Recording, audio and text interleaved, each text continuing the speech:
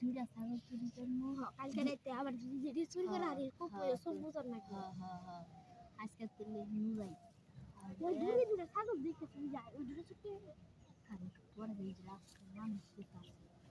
এরকম পরে সব বুঝে খুব মারুন না খুব বুঝে সব মারুন না না খাই মান দিনের কাছে এরকম জায়গায় মেয়েরা দিয়েছে মেয়েরা দেন না খারাপ মানুষকে খাওয়ানো তারপরে